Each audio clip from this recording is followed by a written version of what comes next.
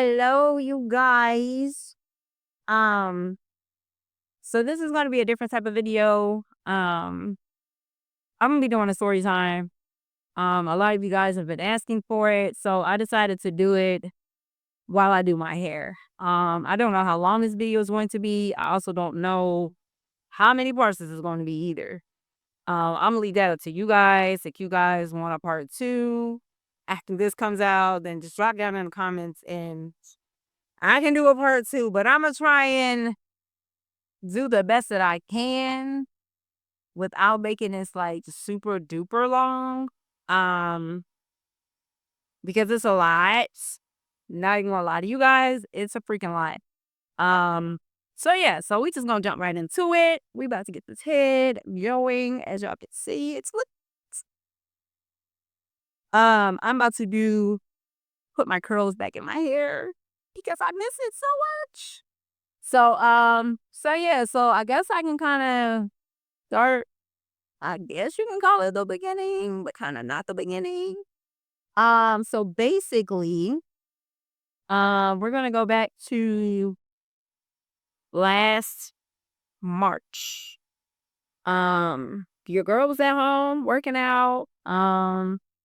And then I had felt a pain, like right here type situation, and I thought I had just pulled a muscle, to be honest. Because again, I had literally just freaking finished working out. Um, but then it started affecting my breathing a little bit, and it was like really tight. I'm like, what is going on here? So, I kind of did a little massage area type ordeal and to see what was going on with it. And I need to take this washer off before I get it soaked. Um, but it wasn't really like going away.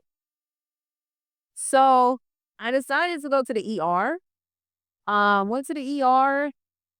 And they did a CAT scan. They did some ultrasounds, and they found out that I had gallstones. First time ever having gallstones. Never had any issues with that area at all in my life, and I know what triggered it.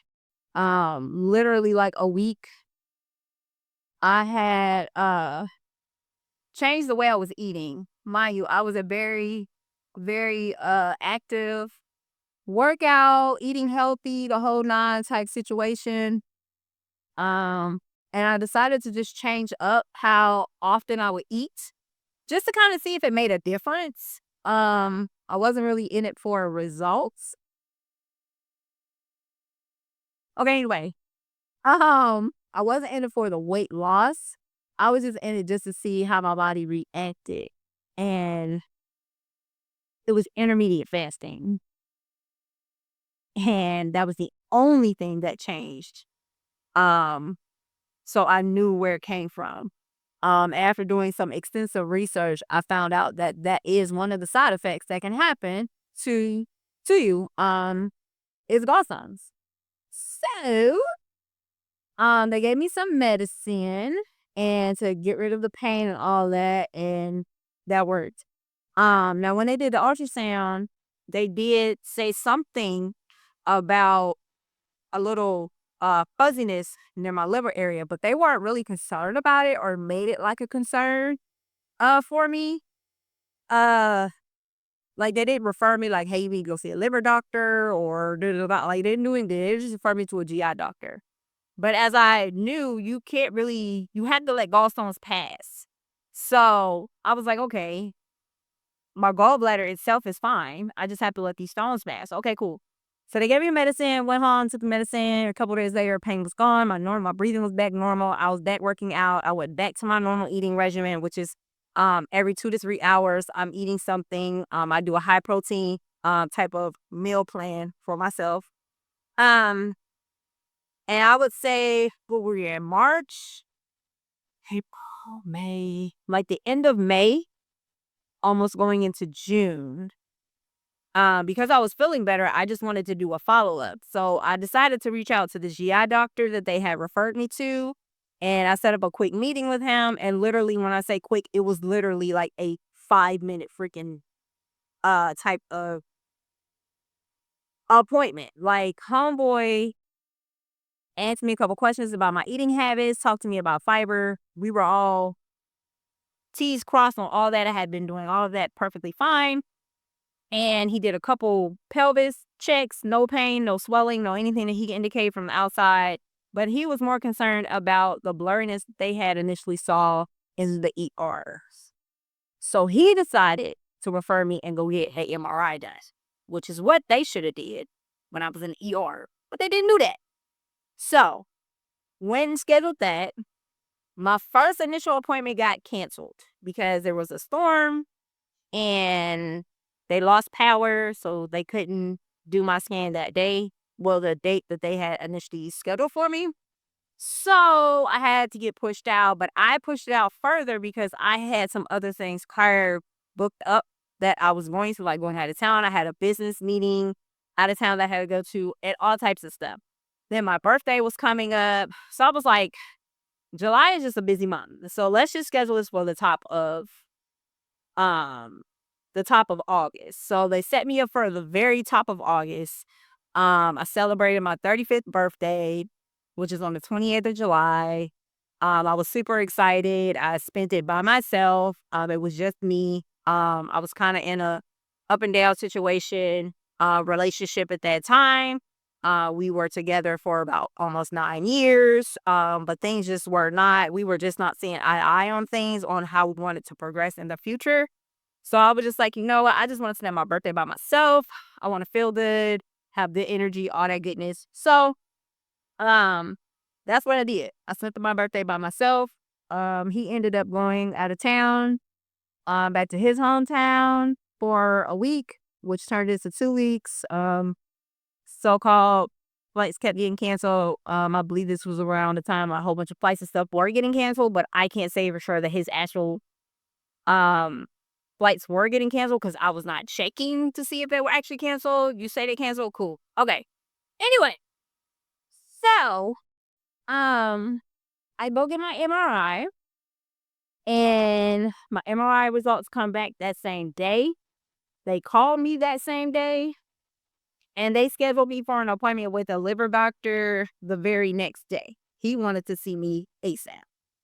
So anytime you get uh real quick response like that, it's usually not that good. So I was like, well, let me just have my cousin come with me to the doctor. Now, I've never been a person that had to keep going back and forth to the doctors. That just wasn't me because primarily very healthy. And don't really have any issues going on like that. So one, it was a little odd that I had to keep going back and getting these tests done. And then it was also odd in my mind, not just that I'm going to get tests, but in my mind also that my significant other is also not concerned or asking, why am I going to the doctor getting all these tests? Da, da, da, da, da. So keep that in mind. So I go meet with the doctor. He's already telling me he believes it's cancer. But then at first he was saying it could be a tumor that a lot of people get that they can just live normal lives with. So they wanted to do a whole bunch of tests and all this other stuff. So I went downstairs, got blood work done.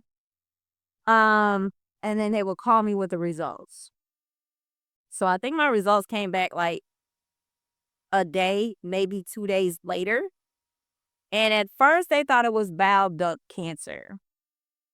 Um, which is a very rare type of cancer.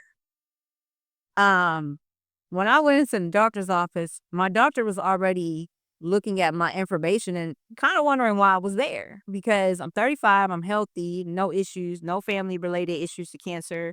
So they were just my diagnosis was already starting off from here. So they wanted me to get a biopsy done. So again, I'm going doctors.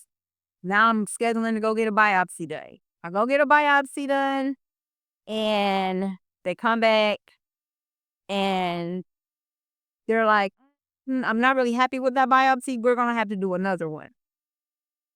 Bro. at this point, where's my um at this point, I'm just like, okay, can we get this? We need to get this together, guys. So I go back down to go get another biopsy.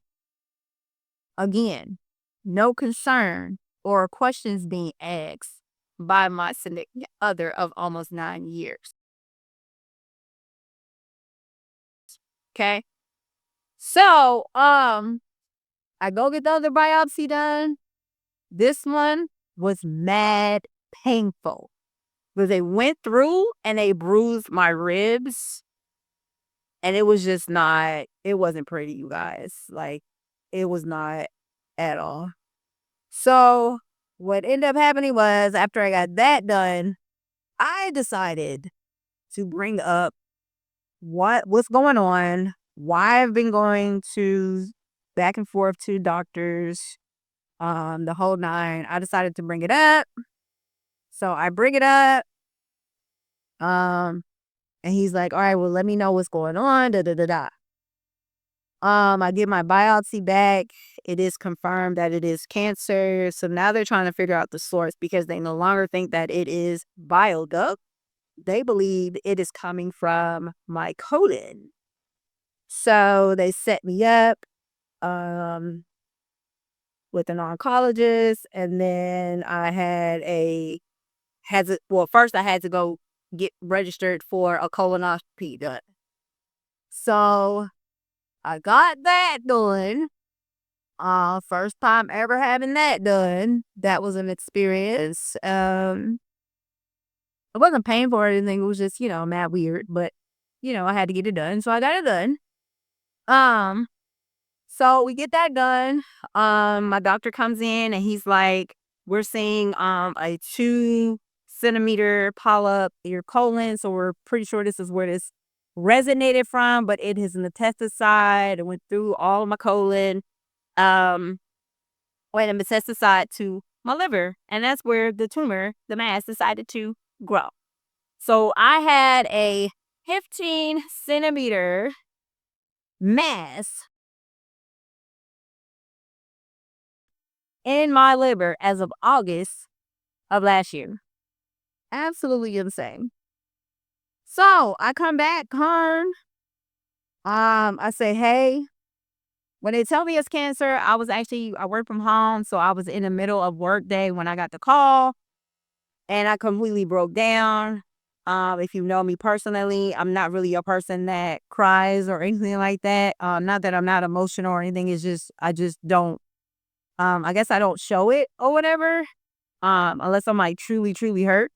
And that one I just lost it on. I was so confused. I had so many questions, but I didn't even know where to start. So when I found that out, he was there. He did console, things like that. And he was telling me that I should be with family. Da, da, da, da.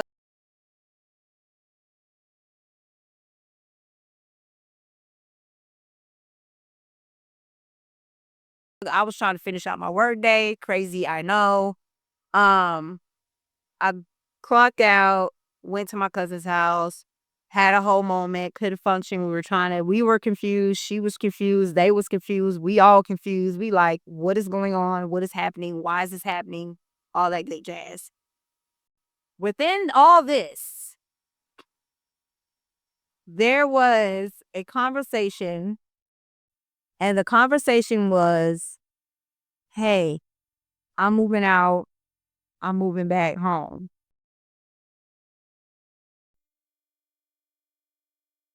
We in the middle of me figuring this all out, and then you're saying, oh, I'm leaving, going back home. Okay, cool. That's what you want to do. I can't stop you. It is what it is. But mind you, keep in mind that throughout this, I was under the impression that he would eventually move out, but stay in the same area or within the same state. Um, and like basically just give him his own, try and have him figure out what he needs to do. Okay. Mind you, I was even helping, looking, and searching for um apartments that he would be able to afford on his own. Not only that, we in the middle of a lease. No concern on that though. Just I'm out.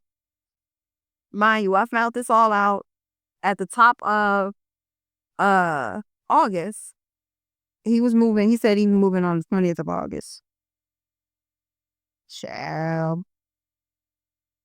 So in the midst of this, I also get told by my doctor that I should not live by myself. So I need to figure out who I'm staying with. Like every doctor's appointment, they kept asking me, "Who are you staying with? Who's going to help you?" So no concern on breaking lease, right? Lease ain't up till uh the next year. The next year. No concern on that. Um and then no concern on my situation. Again, 9 years. Engaged, not just boyfriend and girlfriend, engaged for 9 years. So, um, he decides to leave the 20th.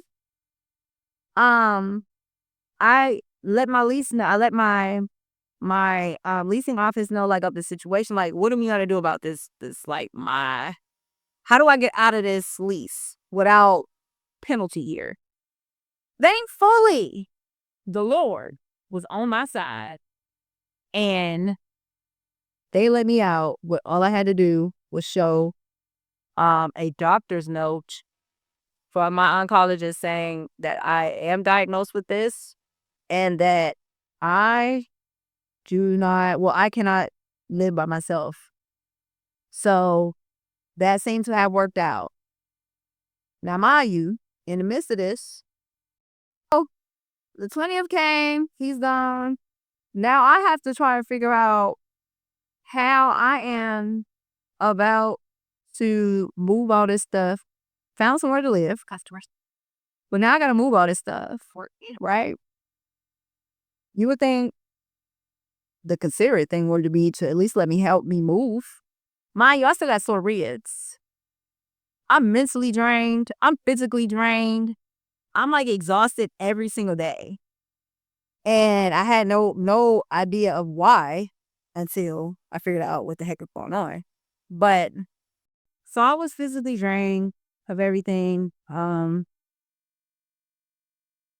So dealing with relationship ending, um, to find out about cancer, like it was just a mess, you guys. Like a whole mess. Um, my cousins ended up coming and I ended up having help on my last day to move. So grateful for them because I really don't know what I would have did. Like I would have just had to like need stuff or whatever. But God came through, he showed up and he got me through it. So I'm on OBS, starting chemo, like ASAP. Met with my oncologist. We got a game plan going. Um, we started out with two two drugs. Basically what I do, I would go, get hooked up, be there for a couple hours, and then I actually take one to go home.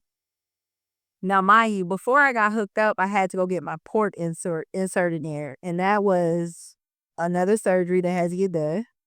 Um, that was a painful type of quick surgery because it had to go through my jugular, to insert the the port.